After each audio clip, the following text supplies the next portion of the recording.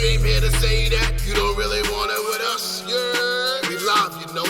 We came here to say that you don't really want it with us. Yeah. Yeah. What's going on, ladies and gentlemen? Welcome back to another episode of the Yerrr Sports Show. It is your boy, Big Baby, aka the soul of R&B. You gotta add more inflection when you say it. You gotta say it like want me like 98.7 Kiss FM, like Isaac Hayes and them. That's what I need to hear. I need to hear like the soul of R&B. Like, do you need me to like lips? You gotta lick your lips and grab your nuts when you do it. That's how you gotta do it. You need me to gyrate too. You need me to do all of this too, right? Hey man, I feel refreshed. I slept. My kids let me sleep. I'm feeling pretty good. And we have the refreshed one, aka BK Matt. What's going on? What it do? And to my far right, we have the Queen Tay. Yo. First and foremost, we still need to get the killers of Breonna Taylor arrested for sure. Say her name. Say her name for sure. First of all, that needs to be done. Second of all, Tay, you're a very popular amongst the people that I've spoken to about our last show. Huh. Yes. One of my good friends said she's gonna be a listener as long as you're on the show. Oh, thank you. Oh snap! Yo, Larry's watching. The big bro is watching. Larry, what's going on, brother? I don't got no liquor. I got water, but you know. Well, I'm pre-gaming. I'm pre-gaming for tonight. It's gonna be lit tonight. At 1 o'clock? Yeah. That's pre-game. Yeah, hey man. Pre-game. Jeez. Hey man. Gotta be the life of the party sometimes. Even if the party's not even on right now. You gotta be the life. Hey. That's how I go. Hey, do your thing. So how's y'all week been? Oh. Busy. Tay, go first. Go first. Busy. I had a lot of really important meetings this week, which looking pretty good. That's it. Busy as usual. I feel you. You gotta stay busy. Matt, what about you? I'm back at work, so I've been working fucking 15-hour days, man. I'm just like I said yesterday. I hit y'all up in the chat. I'm like, yo, I'm exhausted, yo. Like I'm mad exhausted.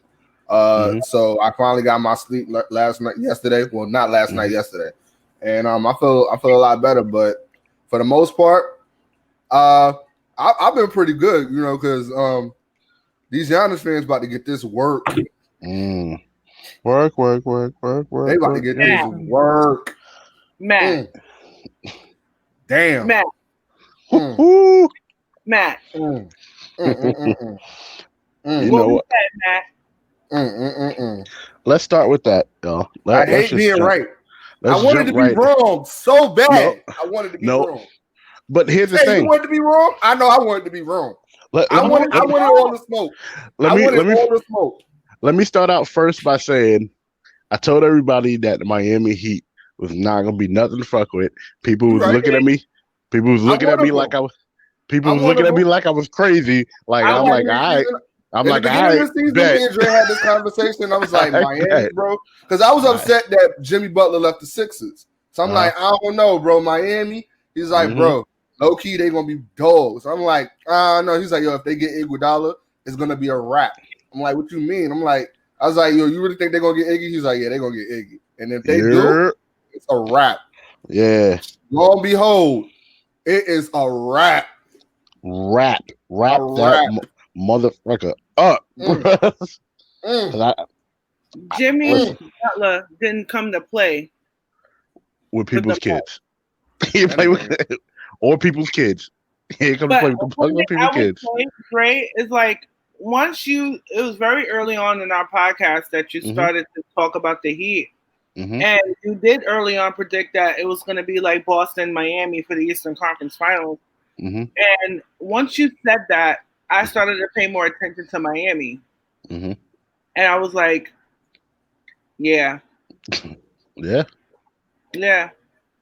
I ain't gonna hold you. I didn't really start seeing it till like I want to say after All-Star break, and I was like, yo, they really are like killing. Like, and I'm like, I got two friends that are like Miami Heat fans, and I've known them predominantly since like junior high school. So it's not like because LeBron went there. They've solid been Miami Heat fans. We used to go argue all the time because Miami was a thorn in the Knicks' side. So low key, I'm hearing all of the Miami. I'm like, Jimmy Butler is a talent. I always knew he was a talent, right? But damn, to be that much of a turnaround for that squad after after Whiteside was going, it was just like you was kind of like rocking back and forth, like how are they going to bounce back, even though it wasn't really much of a bounce from Whiteside, but the fact that they're this big of a threat to the top team in the East for 2 years straight, it's mind blowing. Oh my goodness, it's mind blowing. You're down 3 games to 0, Milwaukee. 3 games, and we just got news that Giannis is questionable for tonight. Giannis been questionable the whole series. No, I'm not. Well, yeah. Giannis been questionable the whole series. Giannis been questionable the whole playoffs. If we're gonna be real, I'm not gonna say the whole playoffs. Don't get me wrong. I'm not going to sit there and say like Giannis don't ball. He balls, but I've been saying it from day one, like from last year, like from the summer when we was prepping for 4 quarters, and I was sitting there telling you, look, I don't think Milwaukee is as great as y'all making it seem, bro. But Giannis, you did say that. I hear that. I'm like, I hear that. But their main offense is their defense, and Miami is a transitional defense kind of team. They're gonna block that paint. Giannis can't shoot worth the damn. The sunlight shines on the dog's ass once in a while. He might hit a few shots, but if you forcing that man to just shoot, you ain't gonna win, bro. Y'all ain't gonna win because y'all stagnant as fuck on the half court offense. Overrated. All right, we gotta keep the same energy that we was giving LeBron. We gotta keep the same energy, bro. Miami exploited Giannis. Right. This is not the only team. Boston. Toronto exposed them. Toronto exposed them too. There's a difference between being exposed and being exploited. And being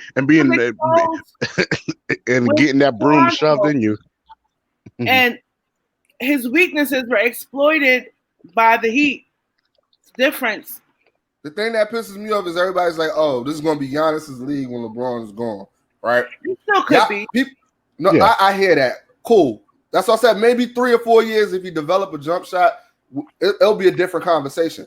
But to say that he's second to LeBron is a different type of a player on offense and defense, and it's bigger than what he does offensively. It's about getting everybody around him better. Chris Middleton is not playing like he's supposed to be playing. No. Brook Lopez not playing like how he's supposed to be playing. But really, Brook Lopez, look, I don't want to hear that. Brook Lopez was dropping 40 and 30 on the Brooklyn Nets. I don't want to hear that. You know I don't want to hear that at all. I'm sorry. In your sentence, brother, was. You know how far away those times are from him for him, bro? Like, I don't want to hear that, bro. I don't want to hear that. Years ago. I don't want to hear that. Like I said, Milwaukee as a team is a lot better of a team than what LeBron had going to the finals against the Spurs. And he dragged that team dead on arrival all through the playoffs, all against fucking Detroit, who was the top team in the Eastern Conference, set to go against the fucking Spurs. I don't want to hear that. I don't want. We're gonna keep the same energy. You compare teams. These two teams. I'm gonna add the Malcolm Brogdon team too from last year. They were the 2 best teams in the East. You ran up against a one-leg Kawhi and the same damn Toronto team that kept getting bounced in the second round. You lost to them. Now you getting your ass smoked by the Miami Heat. Smizzle. I don't want to hit. Yo, there's no. We keeping the same energy. I'm not just because we're saying Giannis is overrated. It's not saying that he's trash. He's not trash. No. But he's not nowhere close to a LeBron. He's not Kawhi. He's not Anthony Davis. He's not Kevin Durant. He is not light-skinned Jesus. Y'all gotta stop. Yeah. Y'all gotta stop. Yeah. Y'all gotta stop. I agree. The same energy. Y'all gotta keep the same energy. And I'm gonna say this again so it's clear. Saying Giannis is overrated is not saying that he's trash. The man is he about to be a 2-time MVP. He deserved that shit. But this is not it right now, the way it's looking, that man got a lot of work to do before I can put him in before I can say Anthony Davis and Kevin Durant and all these other people are better than him. I'm sorry. I said that and people said I sounded crazy, remember? I've been saying this. I've been saying this since this podcast started. How about that? Yep. That's a good question. That's a good question. Let's get into that. What is it? That's a good question. So there was a Twitter exchange, a little bit of Twitter exchange between Richard Jefferson, Jay Williams, and LeBron James. And Scottie Pippen. And now Scottie Pippen. Richard Jefferson said Giannis is a Pippen. He's not a Jordan. He's not an alpha. He's a Pippen. Right? Jay Williams said, so what? LeBron was a Pippen to D Wade. Right. LeBron responded. Who did that? Jay Williams. Jay Will. Now, LeBron responded and said, what the fuck does that have to do with me? What does any of this have to do with me? I'm LeBron James. I'm been the only LeBron James. Then Scottie Pippen jumped in and said, he disrespected. Giannis is not Scottie Pippen. I don't have 2 MVPs. But since we're talking about, player comparisons, what player were you compared to? Woo! Can I go first? Tay, can I go first? All right. I'm gonna start with the Jay Will comparison. Jay Will's stupid. No, he's not stupid because I kind of got where he was going with it. LeBron's first year in Miami, he was kind of like we all know LeBron is superior to Dwayne Wade and Chris Bosh, but because of what Dwayne Wade has done for that franchise, LeBron deferred to him a lot. So I get that comparison, right? Okay. But after that summer, or when they got bounced out of the finals by Dallas, and Wade basically told him like, "Look, I get what you're doing, you my brother, but I'm gonna need you to be the man. I'm gonna need you to be the king." When he got that verification from Dwayne Wade, LeBron wasn't Pippen. LeBron wasn't Jordan. LeBron was LeBron James, the king, the man. So I get what Jay Will was trying to say. Maybe it was a sound clip. Oh, that's fucked up, bro. That's fucked up, bro. That's wild. You got chill. Yeah, that's fucked up. Go ahead. But I get what Jay Wills was saying, but yeah, maybe he needed more to shed onto that, and he probably might have corrected himself. I'm not sure, but the Giannis being a Pippen, Giannis is not an alpha male. He doesn't have that dog in him. I'm sorry, he doesn't. I mean, Pippen had that dog. Pippen had that dog in him a little bit. Yeah, I know, but to say, but that's pretty much what Richard. And a lot of people get at Richard Jefferson, and the man is a champion. And granted, he got a championship ring with LeBron, but I don't understand why people shit on Richard Jefferson so much. Like Richard Jefferson was like, damn, like everybody shits on him. It's bad. It's horrible because he has like this syndrome where he talks above his skills. So does Kenny Perkins. We're not talking about him right now. We're talking about Richard Jefferson. We need to get on what the fuck he was saying. Like that man needs some cocoa butter for what he did on First Take the other day. That shit was horrible. Wait. Now, Giannis, right? I don't think it's fair to compare him to Pippen because that's not what he is. Because if anything, you compare him to somebody like Shaq, who needed a facilitator, like a Kobe, like a D Wade, like somebody on the court to facilitate those plays, right? Now, let's be real here too. Mm-hmm. Jordan needed Pippen as much as Pippen needed Jordan. Facts. Right. 100%. By calling him a Pippen, in a way, it's calling him somebody's second option instead of putting some respect on Pippen's name as one of the greatest small forwards of all time. Right. Let's be real here. You know what I'm saying? So I feel like the comparisons to Pippen and Giannis is too different. It's like apples and oranges to me. Mm-hmm. Not as far as skill, maybe as far as like what Matt was saying, alpha beta mentality. Right. Right. But Jordan needed a Pippen just as much, and I think that you should be comparing a Giannis to like a Shaq, like a Ewing, like those type of players who needed a facilitator on the court to kind of set them up for success. I agree. I think I see more Shaq in Giannis because of how he finishes at the rack strong all of the time. Like a lot of things, a lot of plays that's layup for everybody else is dunks for Giannis. I give you honestly, I would compare him more to Ben Wallace if you want my honest opinion. Okay. I would go Ben Wallace.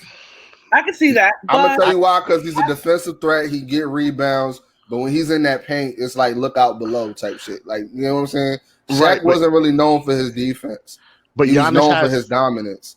Yeah, I think Giannis has more in his offensive bag than Ben Wallace does. I give you that because he's more athletic. But I'm saying as far as comparison, I wouldn't compare him to a Shaq. Shaq was just dominant down low. That was it. He wasn't known for his defensive prowess. He wasn't that type of player. Don't get me wrong. I'm not saying he doesn't block shots and he didn't protect the paint. He definitely did. But Giannis is more of he can defend the wing. He can defend the perimeter. He can defend the paint. So you take Shaq out of the paint, and he's fooled. He's literally food. You want to outrun him. He's food. Whereas Ben Wallace, or you have your Ben Wallace or your Tayshaun Princes of the world, where they can guard the perimeter, the paint. They can get out there for that shot. And they're dominant on the perimeter. Not on the perimeter, but on the transition. So that's why I would say more or less a Ben Wallace. And like I said, like a Tayshaun Prince, more or less, than a Shaq per se. Got you. So before we move forward, actually let's keep the ball rolling. So the Rockets beat the Lakers in game 1, 117-97. What was the most glaring thing that you guys saw out the game? Matt, what did you see out that game? Anthony Davis and LeBron James are too damn fucking passive. And more Anthony Davis than I would say LeBron, because LeBron, I expect that from LeBron now at this stage in his career. Well, so I'm not going to essentially the point guard. So yeah, so I'm not gonna dog LeBron. LeBron's gonna be LeBron, but Anthony, and this is the same that I was saying with the Portland series. If Anthony Davis doesn't play with a sense of urgency or a sense of aggression, you're going to lose. There should be no reason why y'all got outboarded by the Houston Rockets, where the tallest man on that team is like 6'7" or 6'9", I believe. I'm not sure. Y'all out-length them. Like, it makes no sense. None. I can understand they're a three-point shooting team. I get that. I grasp that. But they outboarded y'all. It made no fucking sense. Now, maybe it's game 1. It's a filling out process. I still think that's bullshit. Because, again, you can't sleep on and this is one of the things that I've been saying when it comes to this Laker team. Everybody's expecting them to go to the finals and expecting them to run up against the Clippers or whatever the case may be, where there's really going to be a battle. But if you're playing like this in game 1, the last thing you want to do is give a team like the Clippers momentum. You know what I'm saying? So it's like Houston, we know they're going to steamroll Houston because that system is not built to go up against a LeBron or that Laker team. Like let's be 100. They're not gonna hit all 7. They're not gonna hit every night.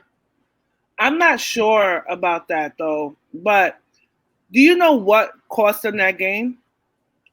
Putting a lineup that had never played together before on the court in the beginning of the fourth quarter when they were only down by 5 or 6 points. They put Rondo, Howard. You know how I feel about Dwight Howard. But hold on, let me look. Who did they put together? They put Kuzma, Rondo, James, Morris, and Dwight Howard, right?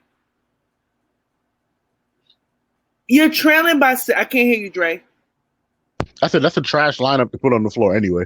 But you're trailing by 6 in the fourth quarter, right? Why would you do that? To me, that doesn't make any sense. And the Rockets made them pay for it. Mm-hmm. They went up, what? At that point, they went on a 16-3 run. Beat the dog shit out of them. Saying, like, I don't want to hear no, like, excuses at this point. We're in the second round now.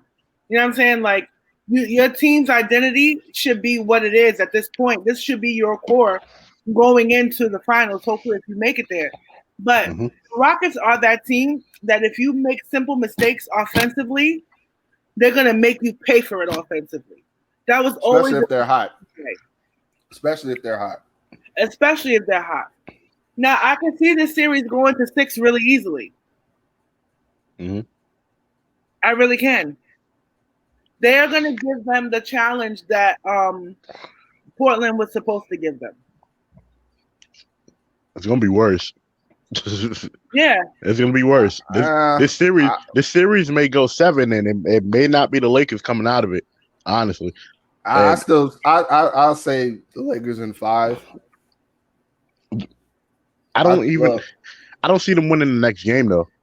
I don't see them winning.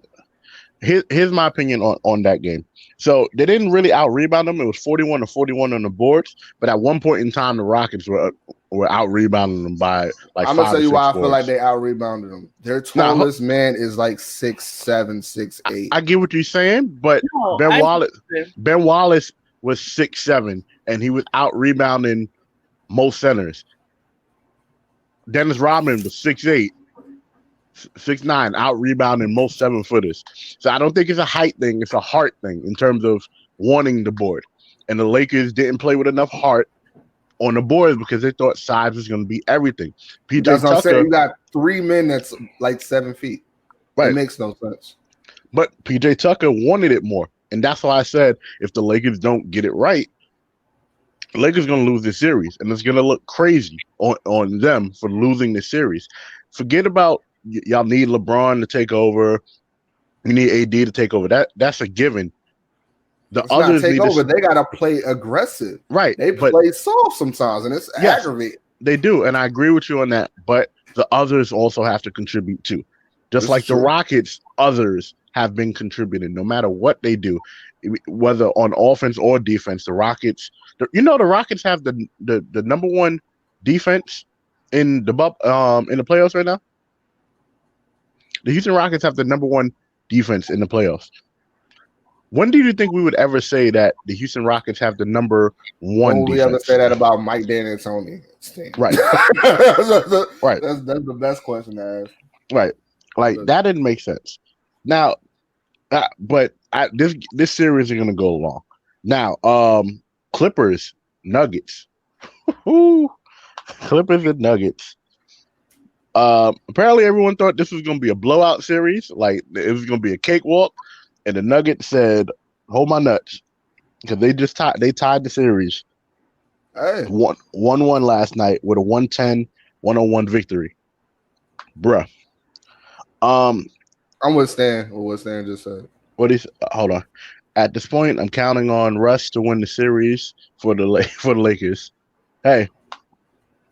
Who knows? Can't count on Jeff Green the whole series. I'll tell you that now. Go ahead. So if we're looking at the game, the Nuggets Clippers game, Kawhi only had 13.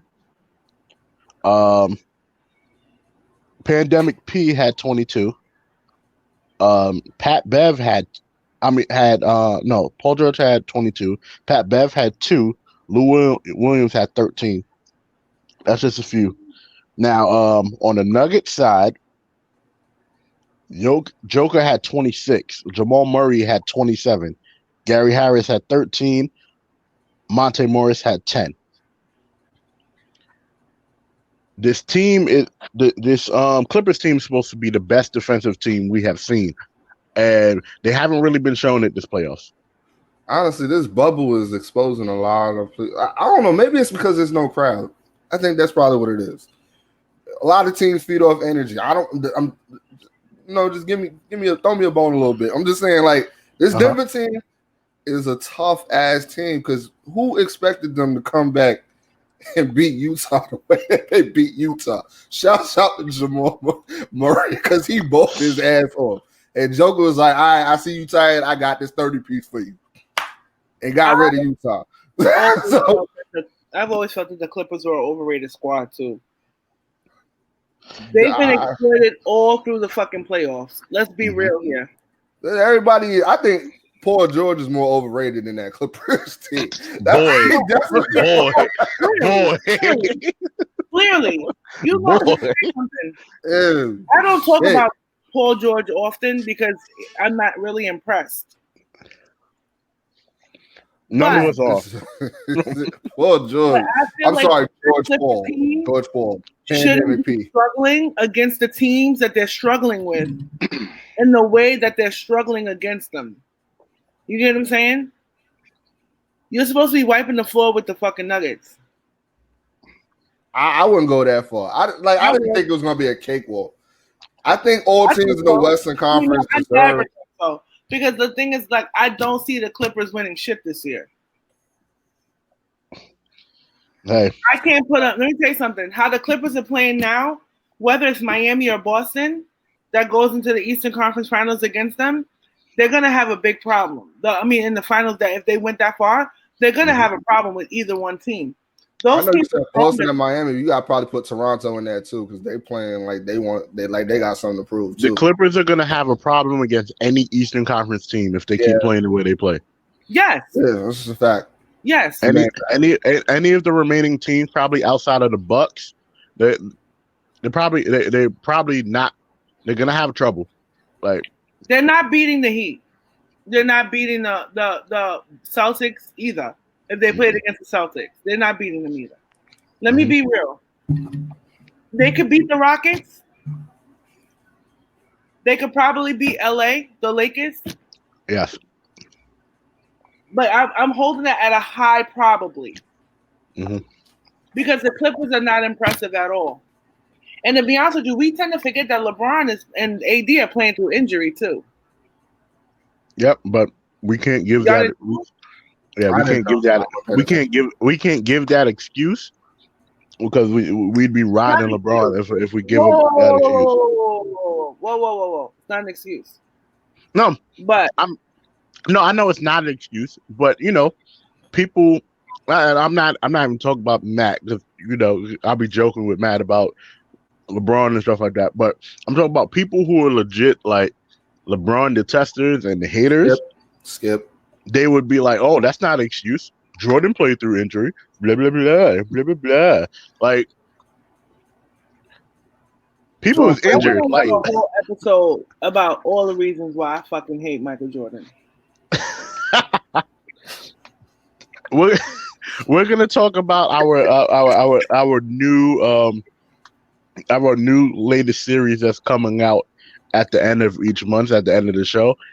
And that'll definitely be one of the episodes. But the Clippers are, if they don't stop playing and then ratchet up, it's gonna be a wrap for them. It's just gonna be a wrap. Raptors and Celtics. The Celtics fumbled the bag. Let's say that. Yeah. They were up 2-0. They let that shot go off at the end of the game by OG Anunoby. And I knew after that shot went off, I'm like, Toronto's about to win the next game, and they're gonna tie it up. Momentum. You don't want to give a team like Toronto that type of momentum. Like, what did you think about the Boston and Raptors series so far, Tay? I think it's a really competitive series. I never want to be one to count out Toronto ever. You get what I'm saying? Because they are the defending champions. So the fact that they're missing one of their key pieces, you know what I'm saying, and still balling out of control the way they are, you know, Boston shouldn't be struggling against them the way they are, the way y'all hyped Boston up in the goddamn beginning of the playoffs. Not y'all, Matt, you, Dre. Yes, I'll take that one because I didn't think it was going to be this, but I also didn't think Toronto was going to be playing the way they were either. Honestly, I did. I'm not lying. Yeah, I did too. Yeah, that was one. Toronto was one of the main teams that Boston struggled with during the season. I knew that. Yes, they were. I didn't think it was going to be a cakewalk. I didn't think it was going to be, especially after game one. I didn't think it was going to be like, oh, game two, down to a shot. Then game three, Boston saying, "Fuck this shit, y'all gonna like." We're gonna do this. We're gonna lock up Jaylen Brown. We're gonna we gonna shut down Jaylen Brown and hope Jason Tatum bails us the fuck out, and then they get their ass back like the way that they did. So I didn't expect that, no. But no. I did. I knew going into the postseason that Toronto was going to be a problem, Boston was going to be a problem, Miami was going to be a problem. I knew that Milwaukee was not going to get past either of those. We said that. We said so that. I mean, so the fact that Toronto and Boston is becoming like an interesting matchup for to get to the Eastern Conference Finals, I'm not shocked. I didn't count Toronto out either, but I don't think that they're going to beat Boston. It might go 6 or 7. Yep. Kyle Lowry showing up. Spicy P. Shockingly, right? Shockingly. Because you know Kyle Lowry likes to do this like hide and go seek shit. Kyle Lowry be doing some bullshit in the playoffs. Yeah. He be doing some bullshit he in the pop playoffs. up when he wants to. Yeah.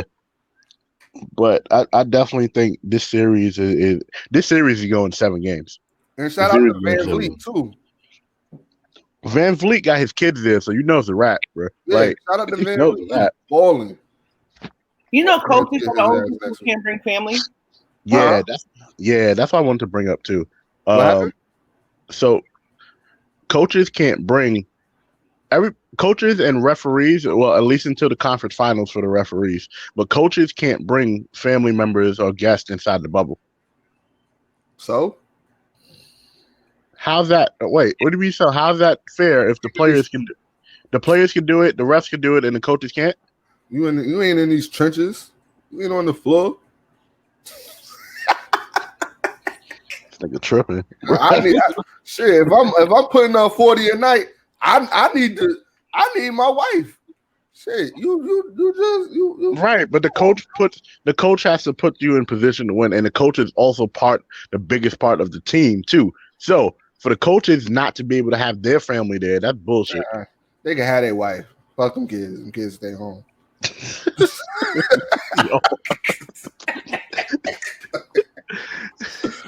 Damn, you sound like Jimmy Butler.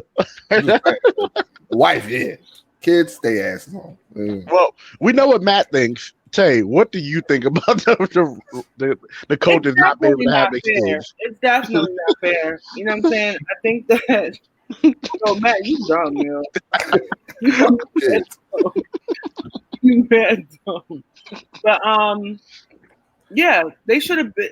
I don't get why that's even like a thing. That doesn't make any sense to me. I feel like, the coaches deserve it. A lot of them coaches don't have young kids either. A lot of them coaches is old. Okay, so they'll only probably be bringing their wives or girlfriends, not their grown ass kids. Right. The coaches should have been able to bring their wives when everybody else were able to. I agree.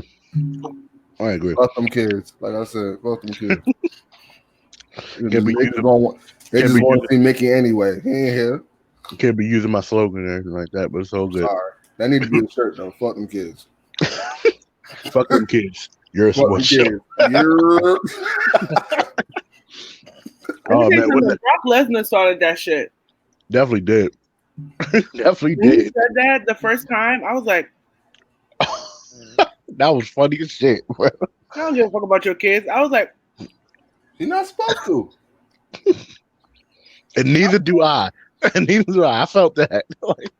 But let's get into you ain't my problem.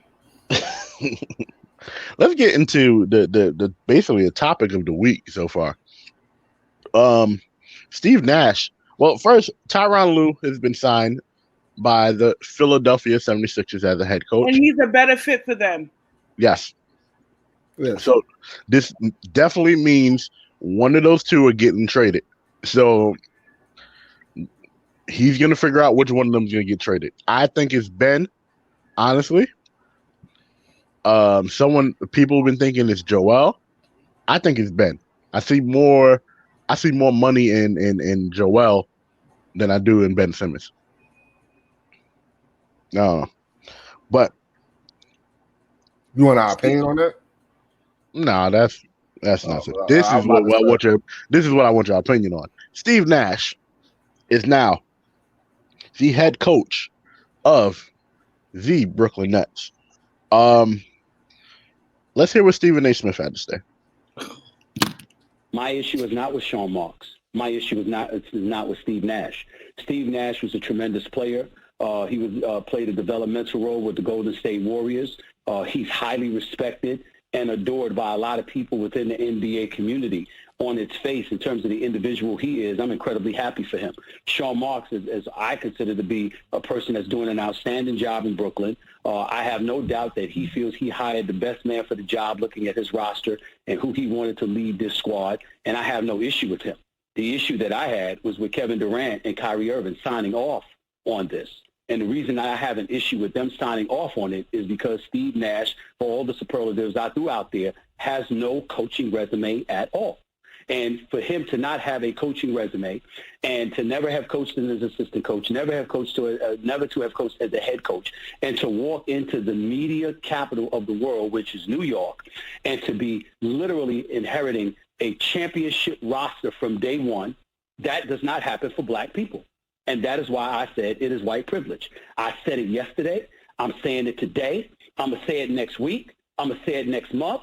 I'm going to say it next year. I don't give a damn what anybody says. And let me be very, very clear.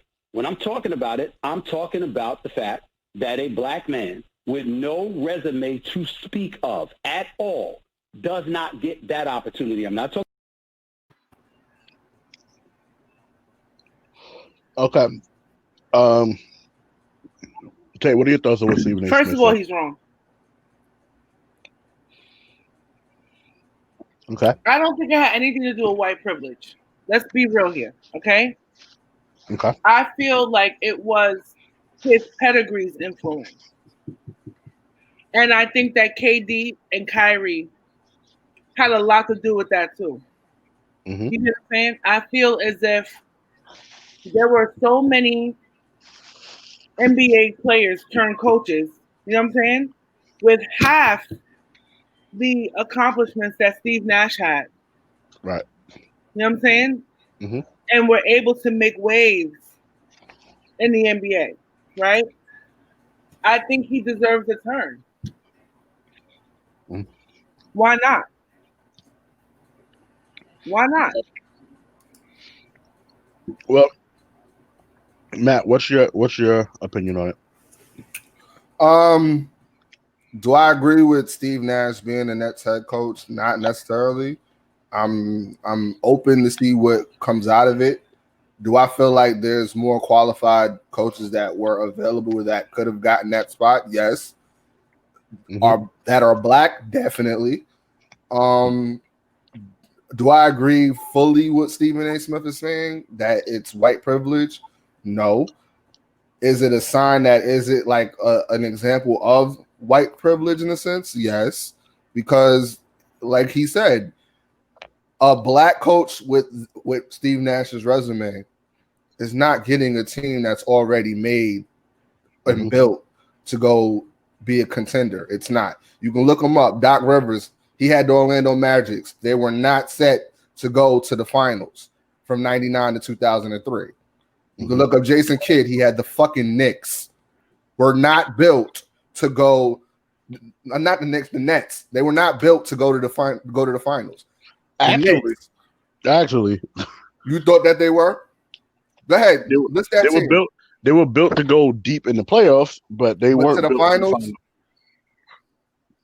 When you have Darren Williams, Joe Johnson, Paul Pierce, KG, and Brook Lopez on your team with Andre Karolinko and Gerald Wallace coming off your bench, y'all niggas need to be going to the conference finals at least. But they didn't. They didn't. Yeah, they had a coach. Their coach. Like the fuck. Like all right. And then you gotta look at it in the aspect of like look at players that were like assistant coaches, like Patrick Ewing. I can give you Patrick Ewing or Mo Cheeks or Muggsy Bogues. Like look at these players that have been in the background grooming themselves to be that type of coach. Steve Nash wasn't that. Steve Nash helped out with Golden State. I'm not hiring Muggsy Bogues over fucking Steve Nash. Why? I'm not. Why?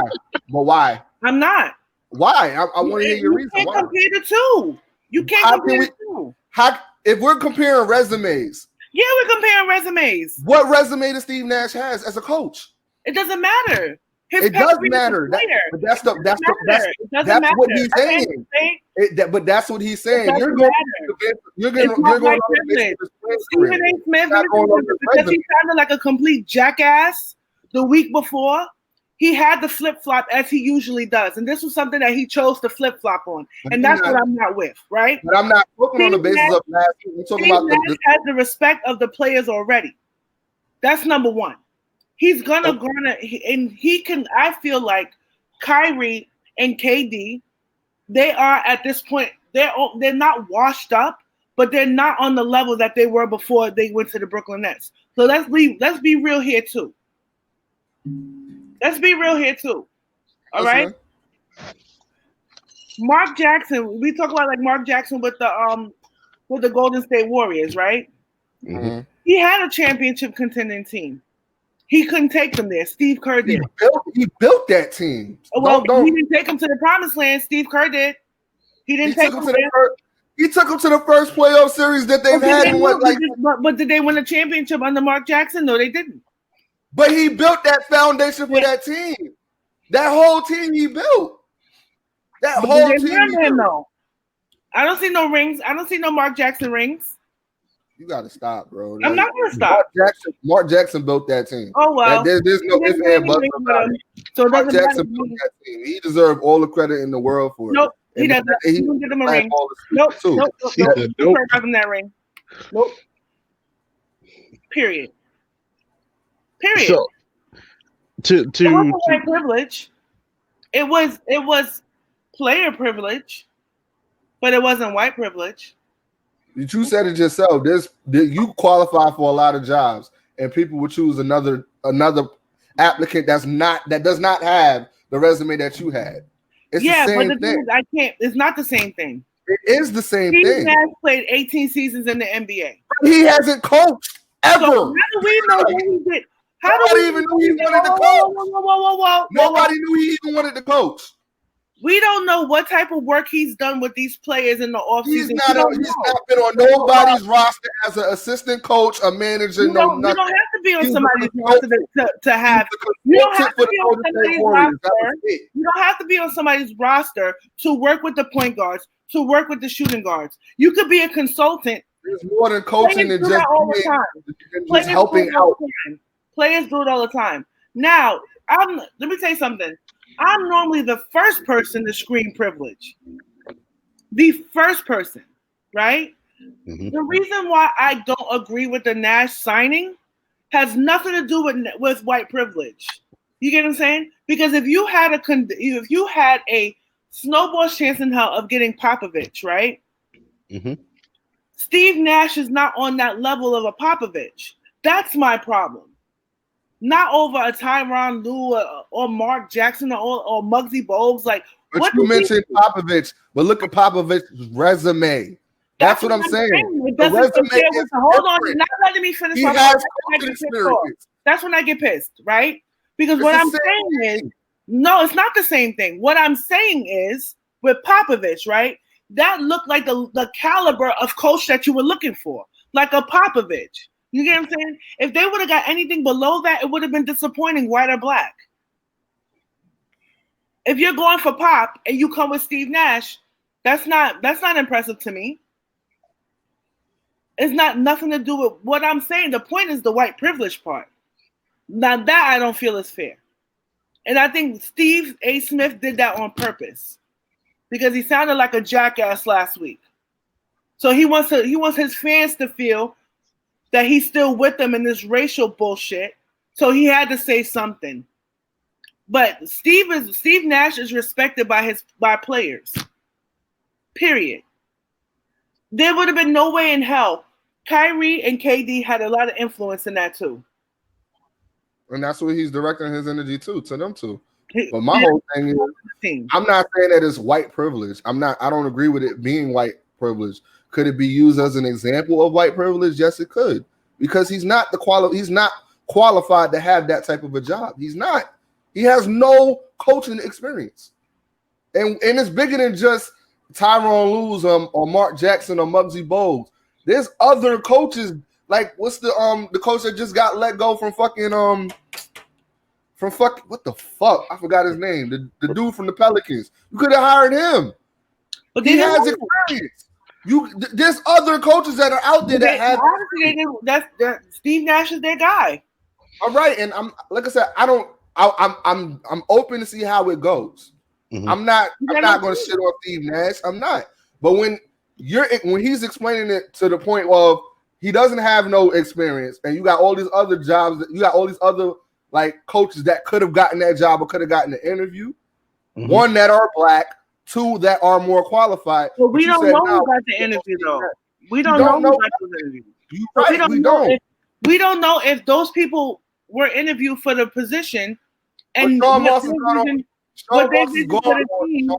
on many of interviews saying that was the guy that he wanted. What?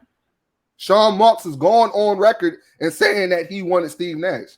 He could have easily disputed the fact of, we interviewed this guy. They didn't do none of that. They chose Steve Nash. And again, that's y'all right. I'm open to see how it goes. I like Steve Nash. I know what he's capable of. I know his intelligence when it comes to the game. I don't dispute that. But did you know that he was a player development consultant for the Golden State Warriors during that championship? So how does he have no type of experience though? But player consultant is not being a head coach or assistant coach. Okay, that's fine. But you're acting like he's somebody who just walked off the street with no basketball experience at all and just got the keys to the kingdom. No, I'm saying in the basis of if they have more people that are more qualified for the job. To everybody. Not to everybody. Obviously, not to the people that mattered because they would have got the job. You're right. I am right. Right. And the thing is, you can't bring my instances were instances of white privilege. Why I didn't get what I got. An example of white privilege. We all got right, but over for things. You say, in all honesty, there's certain that as an example. We can't use white privilege for everything. Or we can't do it. That's your opinion. Could that not be used as an example? It's not. It can't be used as an example. No, because if I'm looking at Steve Nash and he worked with the Golden State, like if I have a super team and KD and Kyrie, right? And I look at somebody who's worked hand in hand with the star players of the Golden State Warriors, which everybody's trying to mimic, I'm gonna want some of those secrets for my team.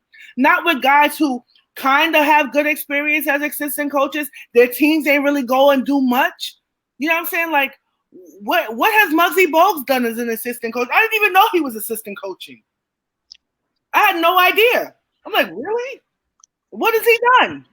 So we do have to move on, but do you, Matt, any final thoughts on the subject? Do I think it's white privilege? No. Could it be an example of it? Yes. So do I agree with Stephen A. Smith? No. But I get where he was going with it. Tay, any final words on it? Stephen A. Smith, he plays race baiting games when he fucking feels like it, and that's not fair.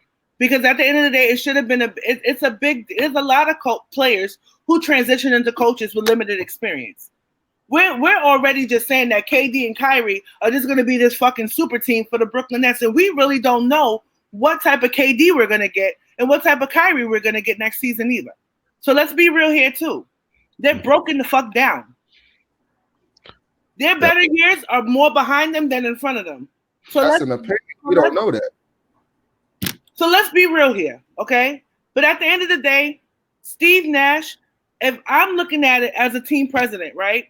This motherfucker was working with the best players in the league during their championship dominance. I'm going to want to know what the Golden State Warriors were doing that other teams weren't doing. And all these other people, the Tyronn Lues and stuff like that, once they didn't have their superstar players, what did they fucking do?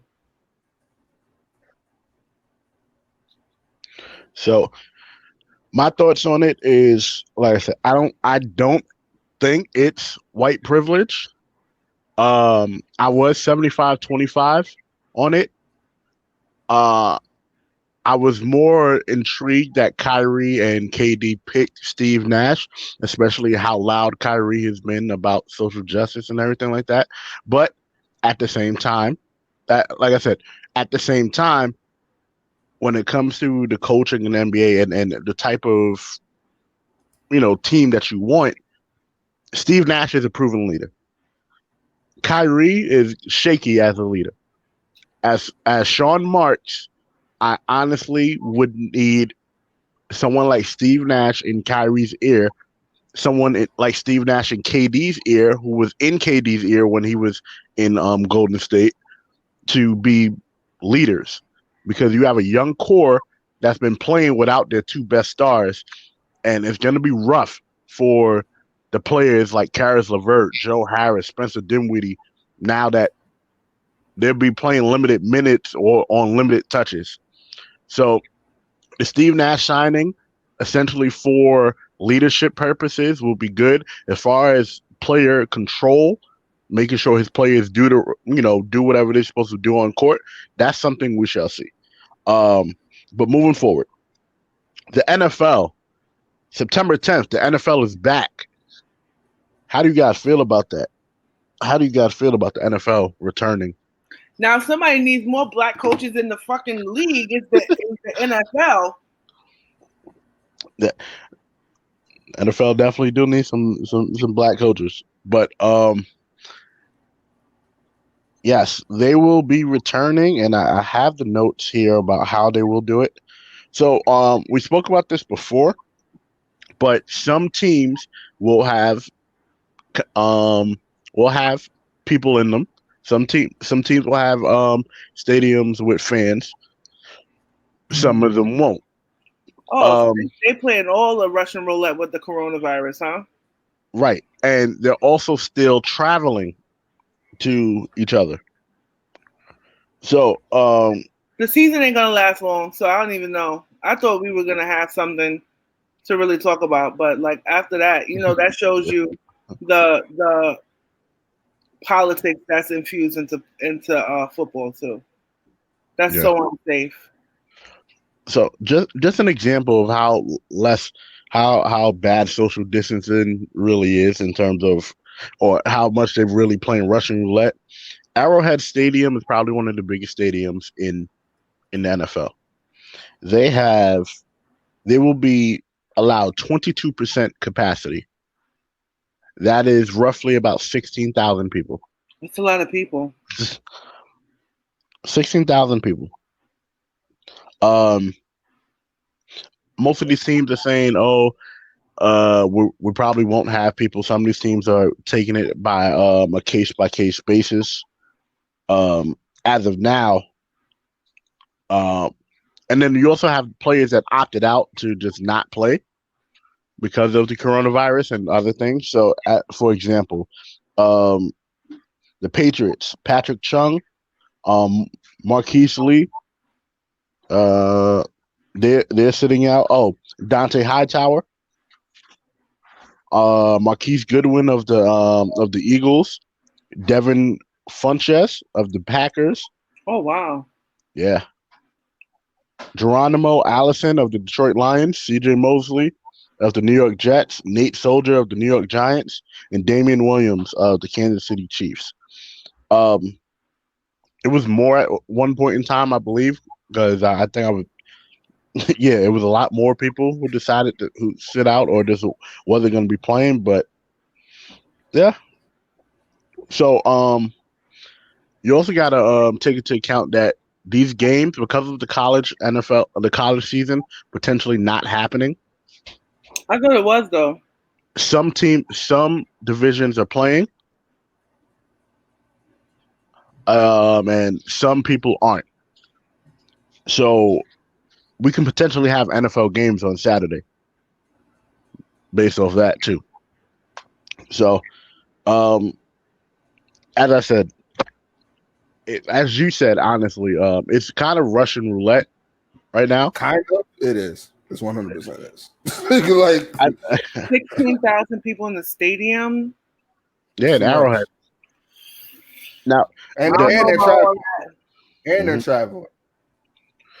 Yeah, that's the biggest. Well, some places you're supposed to quarantine for like 14, or is that only New York? Supposed to quarantine for 14 days. I know. Here, wherever, if you go to one of those states or come from one of those states, you have to quarantine for 14 days. Yeah.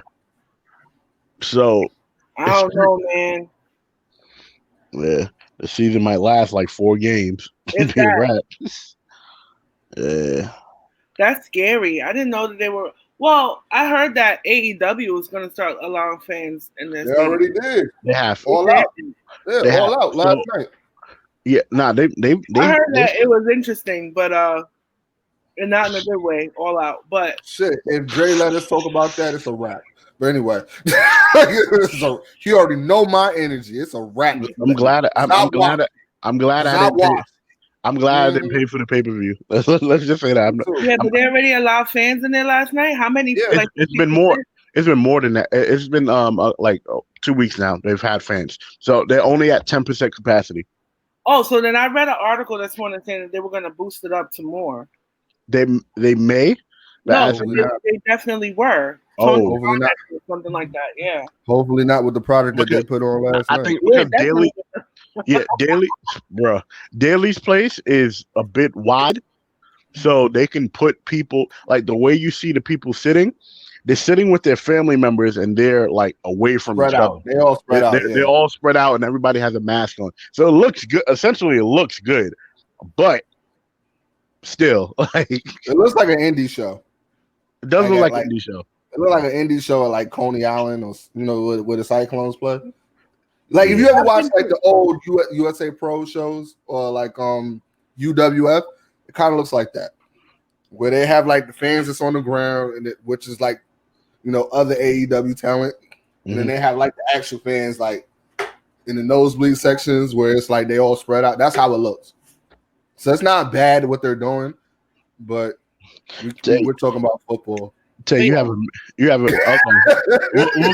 we'll get back to your thought momentarily because there's not way too much football left. So let's talk about Adrian Peterson.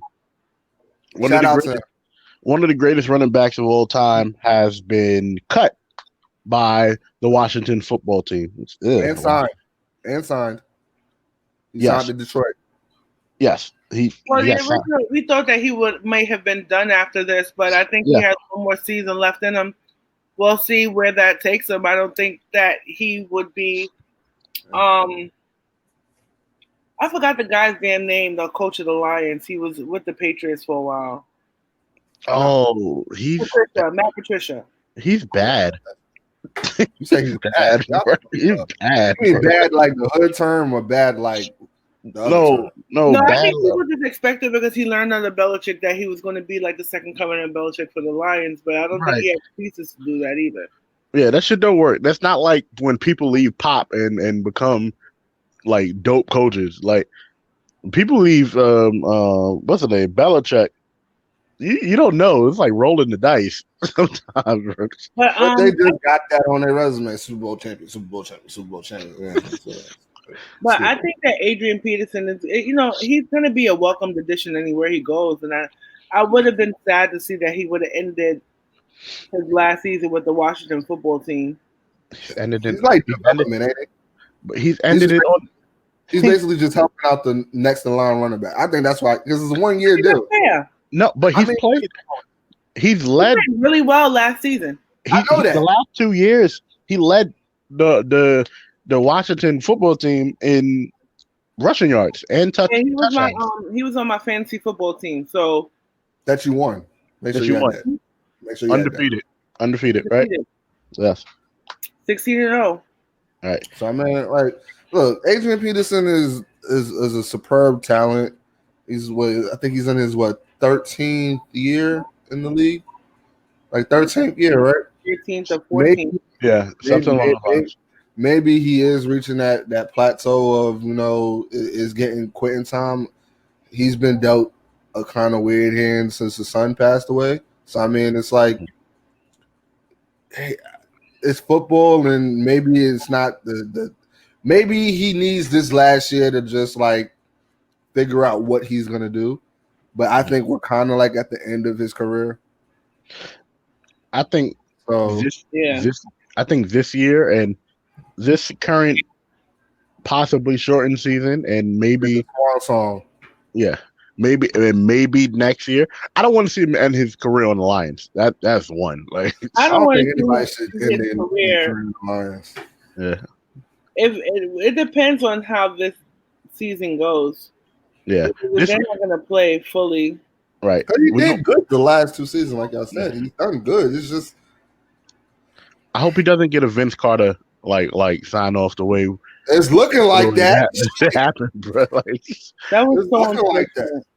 Shit, I mean, he's going to Detroit. It's not like he's gonna be in the same position as fucking Fournier and the fucking Bucks.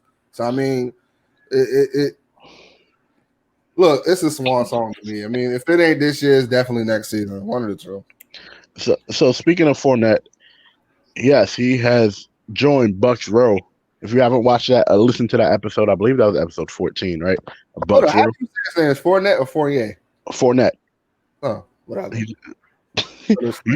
just Frenched his name for no reason, bro. Fournier. Fournier. Sounds shit. And it sounds smooth. I would have thought something French too. Yeah, I thought so too. I've never really heard nobody say his name like that. That's the crazy thing. Yeah. Well, he's joined Bucks Row with Shady McCoy and Rojo Ronald Jones. They have a 3-headed monster there now. Like running back wise, yes. That shit is serious. And then they got Gronk and listen. Gronk, Brady, Mike Evans, all of them.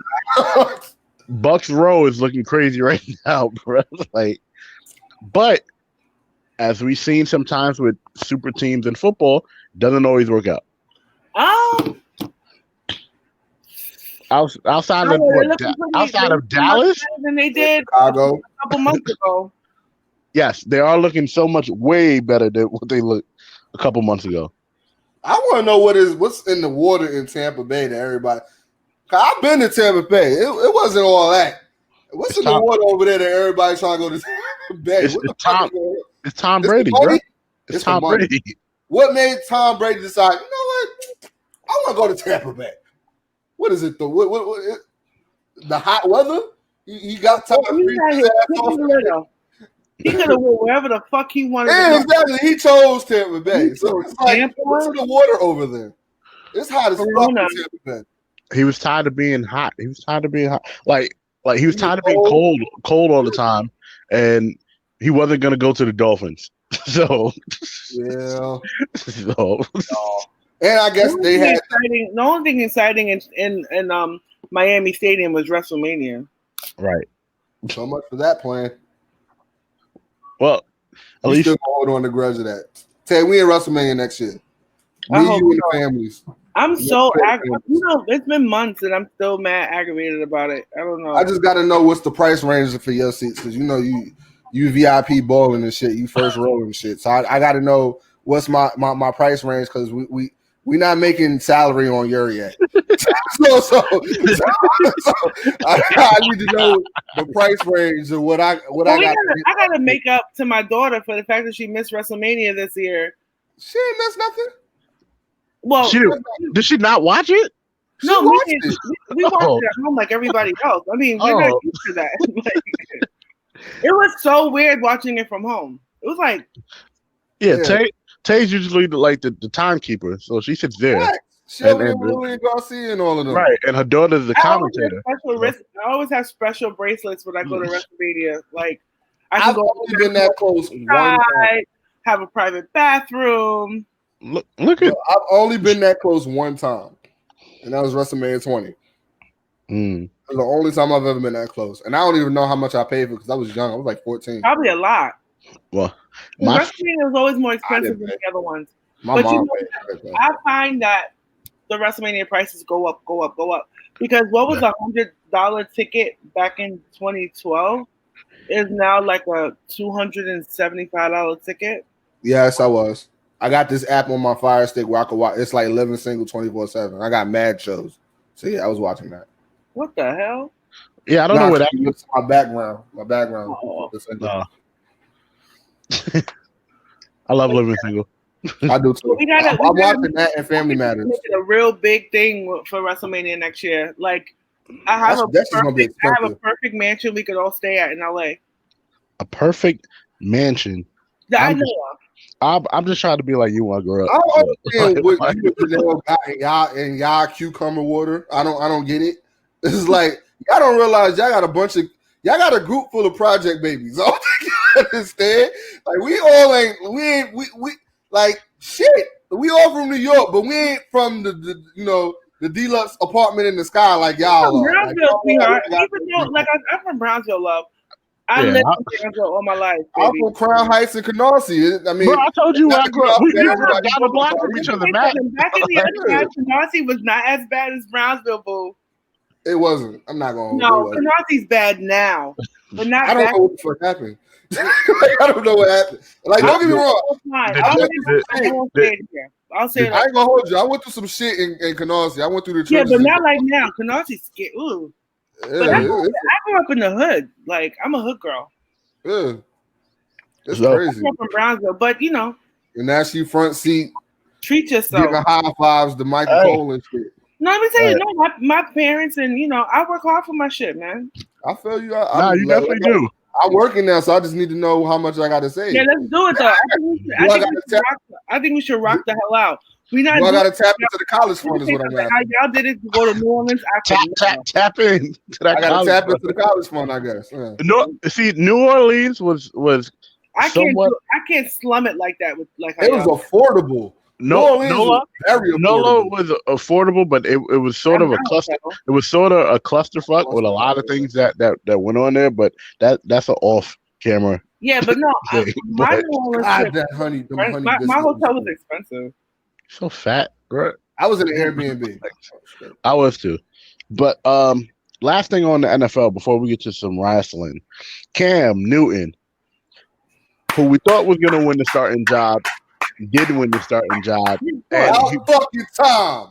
And he was voted. He was voted one of the captains of the Patriots team. Should have told Bill Belichick to hold your nuts, nigga. That's what you should have did. Hold my nuts. You saw what the fuck I did in Carolina. No, that's what I would have said. You can't. Someone with a non-guaranteed one-year deal should not tell anybody to hold their nuts. Now let me tell you something. With 4 kids, they're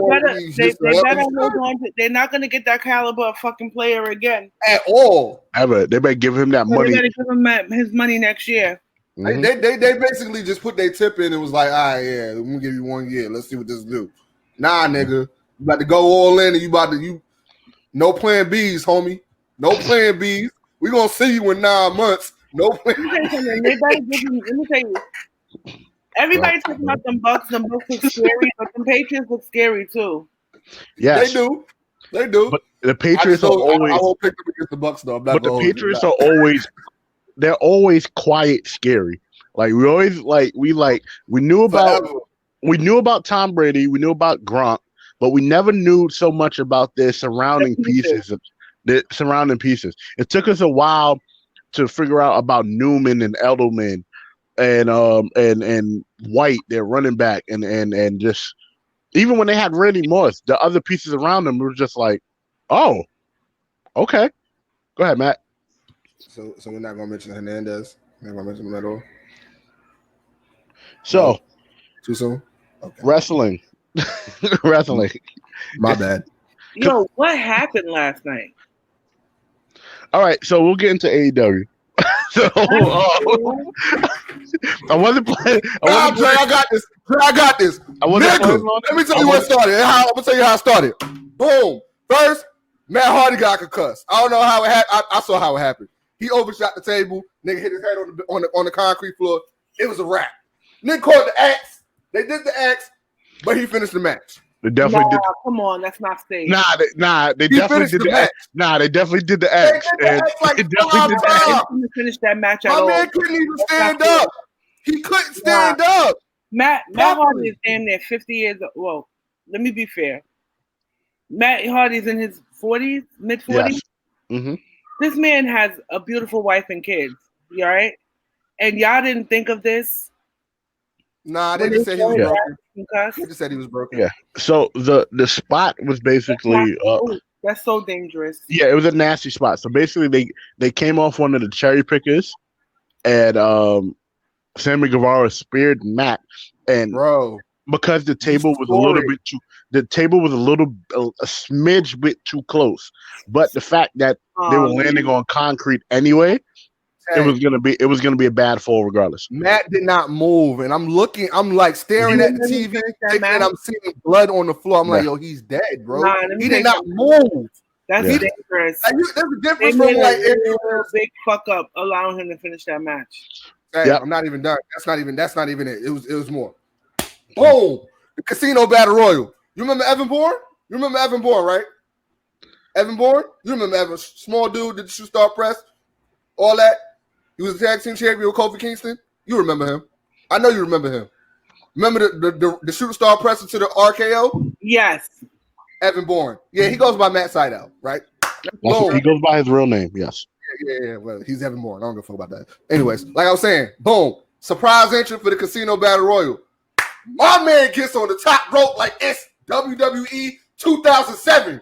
My man got on the top rope. I'm about to hit the shooting star press. Nope, baby oil on the top rope. Almost broke his neck. Yeah, that was something else. And I asked Jay, I was like, yo, was that played? like, yo, Jay, you saw the message. I was like, was that played? Yeah, or was that, I was like, real? Because I was like, did he slip? Damn near. Dre, the two of you. What are you doing, bro? Sorry. Technical difficulty having ass. What is you doing, bro? I'm adding something. I'm adding something to the stream. Sorry. I'm taking your plate tonight. That's what I'm doing. I'm taking your plate. What did you order anyway? You clearly got me fucked up. You taking my plate. You clearly got me fucked up. Gosh, homeboy almost broke his neck on that top rope. He slipped hard. I was like, what the fuck? I'm like, yo, what are they doing, bro? Right. What are they doing? That was it was bad the whole time. It was bad, bro. Like I was just like, yo, I do have the video, guys. I do have the video tape because you didn't see it. I'm going to show you. Check this out. Oh, the 21st man. The hell is this? Matt Sydal! Oh, what? Hotline Matt Sydal making his AEW debut as a Joker in this Battle Royal. Okay, I'm not happy about this. Matt Sydal is opening his third. A knee strike. A hell of a knee strike by Sydal. The hell of an athlete, I'll tell you that. He'll take every chance known to man and animal. Oh, Sydal slipping off the top rope.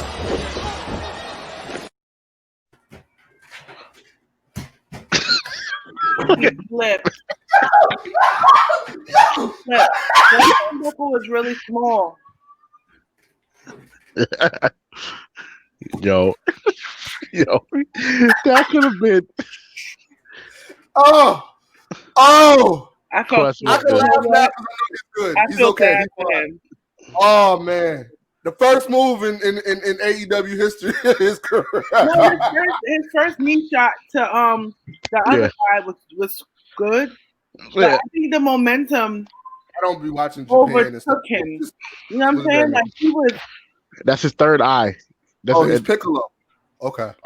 I guess so. Oh, I feel bad for him. I couldn't even laugh, yo. King Kai times 20. It's okay. I feel bad for him. I feel bad. Bro, that was crazy. You gotta do better, y'all. I had to beat him, man, because I like Matt Sydal. I like him. I haven't seen. Has he been anywhere in the past? Like in Japan. He's in Japan. He was in Impact for the longest time, for a couple years. Oh, I don't watch that show. I'm sorry. I don't watch that show. What channel does it come on? Access. I don't know.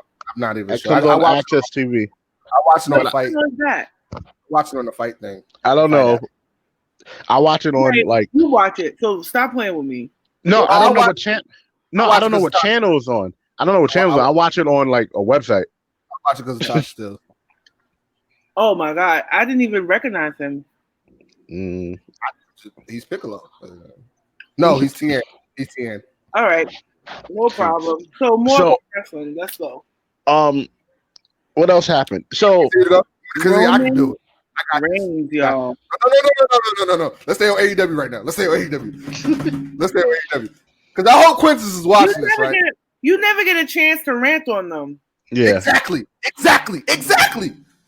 Let's just say I fell asleep and woke up and John Moxley won the title. He's still the champion. I don't know how that happened. I fell asleep during the tag team title match. Shout out to F the Revolt. I fucks with you. They deserve that tag team championship. I didn't understand why the fuck like Kenny Omega and Hangman had the title in the first place. Not shitting on Kenny Omega and Hangman because they are great. I just don't understand why they're a fucking tag team. I don't get it. Especially when you got the Young Bucks in your goddamn stable. It's stupid, but it's whatever. It's AEW where the tag teams come to play. Shout out to Private Party. Did dope last night. I saw that match. Honestly, that was better. That tag team match, the Private Party match, was the match of the night. Was one of the best matches on the card. Woo! It was one of the best matches on the card for sure. Thunder Rosa and I can't pronounce that. And Hikaru Shida. It was all right, but again, that's not for that crowd. That match was not for that crowd.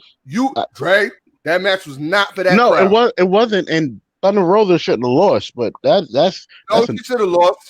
She's the fucking NWA champion. What do you mean? Niggas you don't want to. She wins that title. She's burying that whole division. It is already buried. That's just 13 feet under as is. You really want to make it 15? That's fine. That's fine. Somebody got to do something. I know Shantice is watching this and she is dying laughing right now. But yeah, it's already 12 feet. Thunder Rosa wins that title. You like, damn, you shitting on that whole women's division in public. Oh, well. On pay-per-view. Oh, well. Now everybody knows, including your fans. We do have to move on. All in all, that pay-per-view wasn't. It wasn't the best. It was low-key trash. There was some high moments. There was some high moments, but there was a lot of low moments. It went down. The matches. First of all, some of these matches were too long. The pay-per-view started. The pay-per-view and that was a good match too.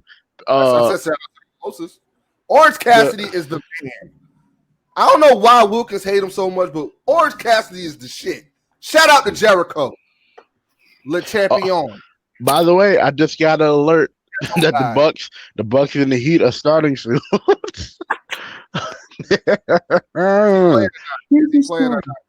I don't know. I don't care.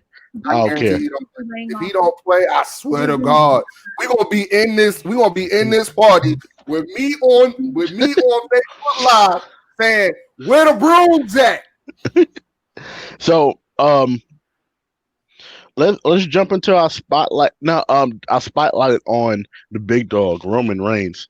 He has come a long way. Not to me.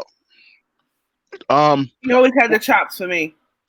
Yeah, and I think what we're not realizing is that, like, people are like, "Oh, Roman was never healed." Blah blah blah blah blah. Roman was never healed by himself, but he was healed before, and that goes into the whole Bray Wyatt story in terms of turning people, because we can already see what's going on with Alexa Bliss.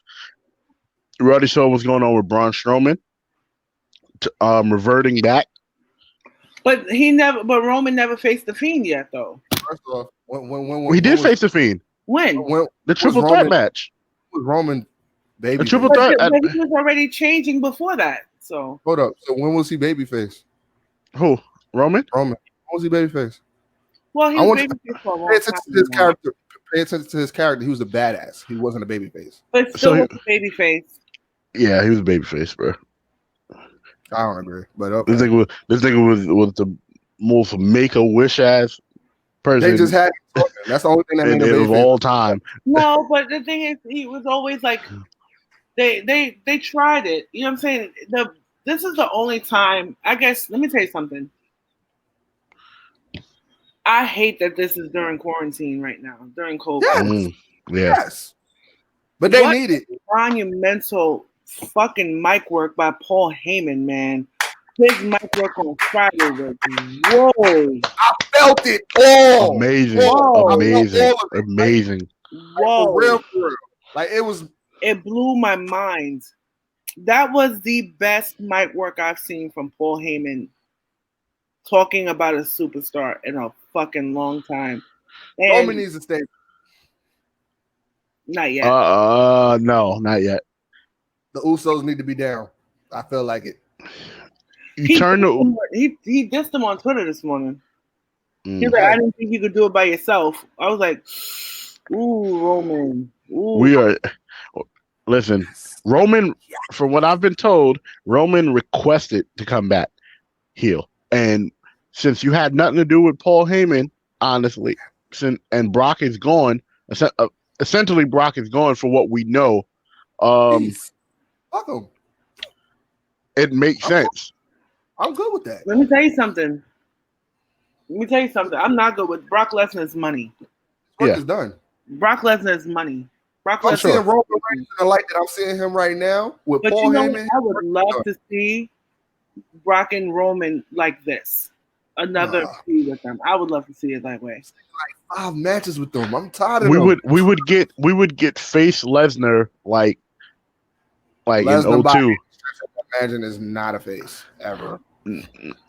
Well, we had face Lesnar at one point in time, and it wasn't bad. It wasn't bad.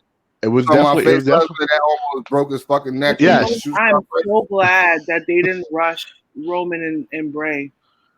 I'm glad they didn't rush Roman Bray. You were trying to say that the Fiend had an impact on Roman, and that's not the case this time around. Because everybody else, you're talking about Braun and Cena and all these people, they fought him as the Fiend. Roman was a heel before when he signed that contract right as the match was ending, that was the heel turn. That was fucking beautiful. That was amazing. Bruce Pritchard. Was that Bruce Pritchard? That definitely could. That definitely could have been. That definitely could. But now that is something to wrestle with. If that was Bruce Pritchard. What I like about Roman right now is that he has the chip on his shoulder with the WWE universe for the right reasons. Yes. So this was the right time to kind of pull that trigger. Now I don't know who's the best person to kind of go after him as the face in this feud besides his cousin. Yeah. Nobody else is believable to me. Yeah, I think right now, and Matt Riddle. I think so. Right now, Usos is being fed. They're building them. Yeah, Usos is basically being fed to Roman, in a couple weeks.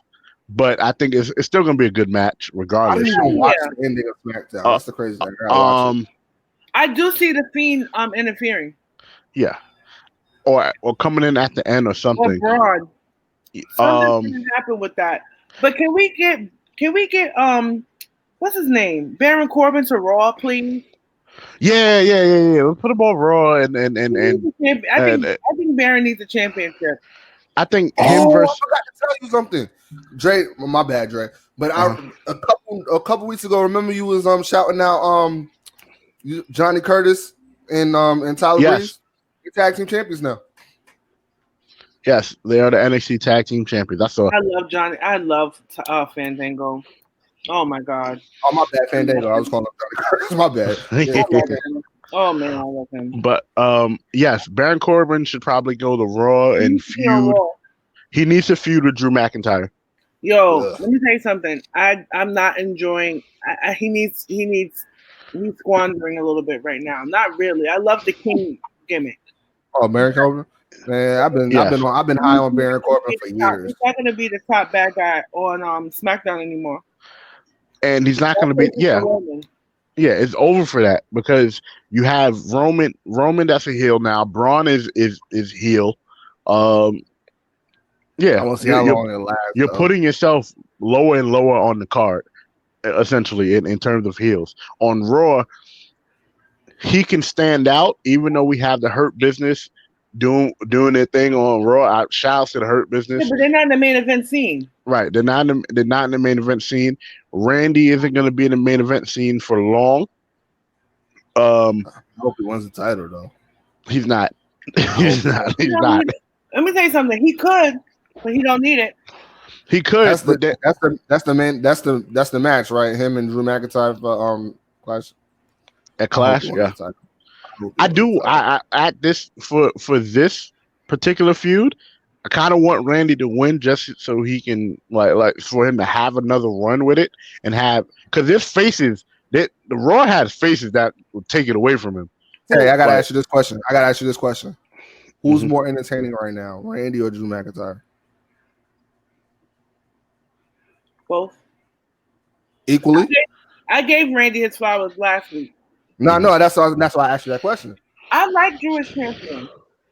He's boring. Let me tell you something. I feel like he's not putting the right feud. You need the Orton feud is a good feud for him. Sadiq full of shit. He full of shit. Drew is not that damn entertaining as a champion. He's entertaining to me, but Randy Orton is like I said last week. He's a once in a lifetime type of superstar. So it's really hard to shine as a baby face with Orton as your heel because people are going to cheer for that Orton. Yeah, I got it. It happened in the Cena Orton feud too. Yeah, that was good. It happened in Cena. Corbin versus Drew. That's the only way I feel it's going to make more sense for the. You know what I'm saying? Like, it's only going to make more sense. Give them a lengthy feud though. Don't give them like what you did to Dolph Ziggler and that's it. Or what you've been doing is giving one and dones. Just give him a lengthy feud like you're doing with Randy. Baron Corbin can hold a feud. It's him and Edge. They're gonna go back. Yeah. They're about to go back to each other in a minute. I mean, Edge. People don't get how good Baron Corbin is. That Roman Reigns and Baron Corbin feud was probably the best thing that was on TV for a while, and people were shitting on it because of the dog food shit. I get that part. Yeah, I get that part. But outside of the dog food stuff, this is probably one of the best feuds that was around. It wasn't Roman's best feud. I feel like his best feud was either Braun or Bray. No, I think so. Braun, no. You don't think so? Braun's best feud. That wasn't Roman's best. That was Braun's best because all Roman did was elevate Braun. I feel like they elevated each other. Hell no! Come. I'm talking about like his. match. No. Let's not even go there. No. Braun needed Roman. Roman didn't need Braun. I didn't say that he did need him. I just felt like they both elevated each other in a sense. Not to me. Because Roman was already the man. Roman was already put on that pedestal to where put on the pedestal don't mean that you were the man.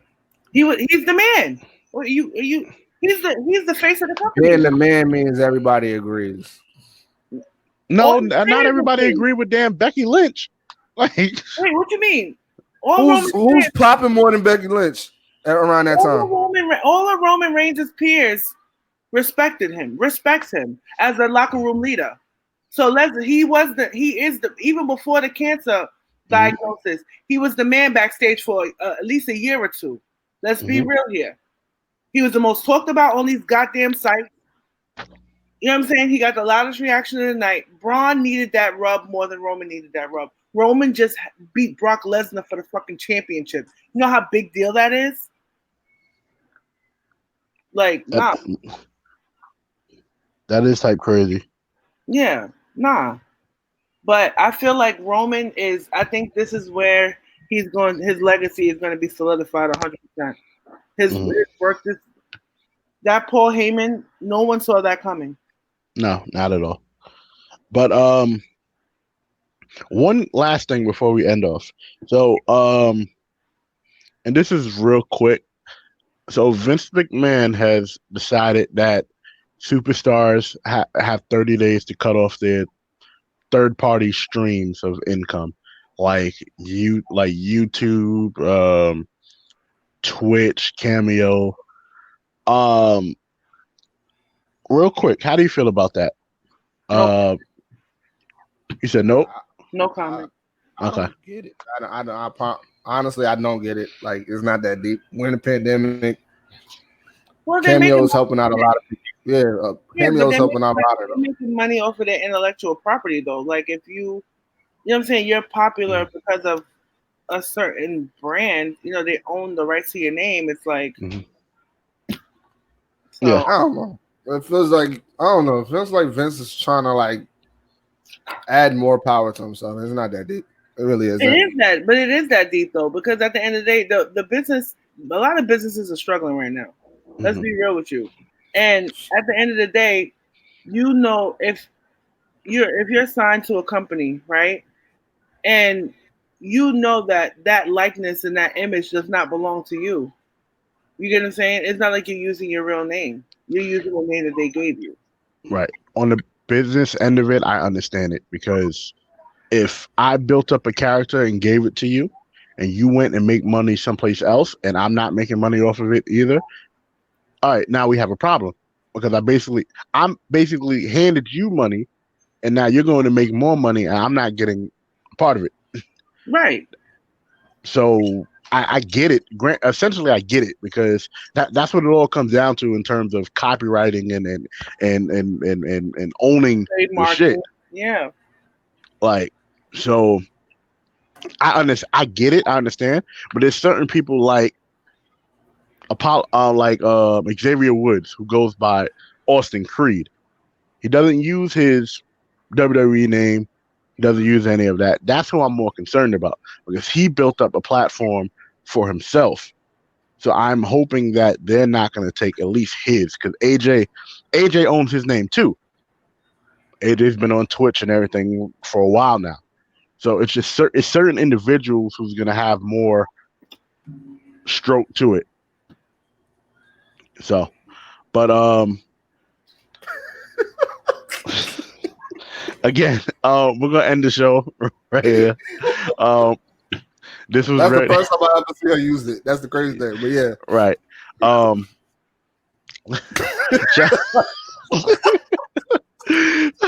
I wish I could tell y'all what just happened, but shout out to you. Yo, you're not making it easy to end this episode, Matt. Shut up. That shit threw me off, because I'm like, because I just looked. So shout out to you guys. Shout out to the Jobberteers Network. We have some birthdays coming up. Our very own Janelle from the HR. Her birthday is the 8th. Oh man, and we're celebrating tonight. Oh, and my baby birthday on the 13th. Boom. Aww. My first baby, her birthday was on the 1st. It just passed. My brother's on the 11th. My niece is on the 9th. I got my other niece on the 8th. It's like, damn, there's a lot of birthdays. Shout my best friend's birthday on the 7th. That's your best friend's birthday. Horrible. Who? I said on the 7th. I didn't say. I forgot. Horrible. Y'all, you know what? You know what? Again, shout out to the Jobberteers Network, Cats and Dogs, Talk of Champions, the Jobberteers Podcast, the Mr. Black Show, Big Four, all of that stuff, and us, of course, at the Yerrr Sports Show. So make sure you tune in next week. After the year comes back. We are back with another episode of After the Year. It is gonna. I'm pretty sure it's gonna be wild and crazy. So I'm gonna go into why Backstreet Boys are better than NSYNC. Stop it with the bullshit. No, they're not. Ooh. Like, no, they're not. Yes, they are. Yo, ain't nobody on Backstreet Boys selling like Justin Timberlake. Stop. Up, because they're a group. Because Backstreet Boys are a group. And they're trash. Let's get that straight. Oh, man. No, right man. I don't even know them guys in NSYNC anymore. Number after 2002. This, I promise you, is a classic. They haven't performed together since 2002. What's Justin Timberlake is a culture vulture too. I don't think it was 2002. I think they performed at the Super Bowl. Let's get that straight. I want to throw that out there. What? Not that. I think they performed. And he ruined Janet's career too. So how about that? Janet Jackson's career. What? You don't remember what happened? She got all the backlash for something that he did. I remember all of that. I ain't gonna lie. Right. And Justin Timberlake was a culture vulture. He wanted to be all hip hop and with Timberland and T.I. and all stuff like that. And with everything racism and police brutality. Hold on, let me tell you, he was all shucking and jiving with Timberland and I gotta be That's what the first thing he said after Trayvon Martin died, y'all. That's what the first thing he said, y'all, Dre. That's what the first thing he said. Look. All lives matter. Not black lives. All lives matter. How about that? He dead ass said all lives. He dead ass said all lives matter. We're talking about that man's talent. That's what we're doing. Don't try to gaslight everybody because you want to make it into he had y'all thinking it's a class. That's what we're going through. So who the hell is the lead singer of Backstreet Boys? Nobody knows. Nobody knows. Black people's dollars. He released the hottest thing out of Backstreet Boys is Aaron Carter. No, definitely save it. In their image. Definitely save it for Sunday. Save it for Sunday, guys. In their image. Yeah, save it for Sunday. I'm pretty sure this is gonna be a funny episode. Of After the Year. Hardest thing out of Backstreet Boys was Aaron Carter. Guys. Let me tell you something. I Want It That Way is the boy band song, the best boy band song ever. NSYNC. Let me tell you something. Yes, it was. Everybody was doing blah blah blah. What the fuck? Everybody. Guys. We have to end the show. We have to end the show. He shucked and jived all over the place. Cornrows and crowns. And guess what, guys? All lives matter. Really? That's what he said. We're gonna make this into a racial overtone debate. That's what we're gonna do. No. He made his money off y'all. He just light skinned. He ain't white. Everybody. Okay, all right. Guys. Okay. All right. That. What? For the queen. Queen Tay. Shout out to Aaron Carter. In the group. All right, y'all. It was NSYNC with Justin Timberlake in the pits. That was it. One of them guys is on Supermarket Sweep right now. He's on the game show. He's on the game show network. Listen, I'm about to remove y'all both from the stream. Let me end the show. Bye.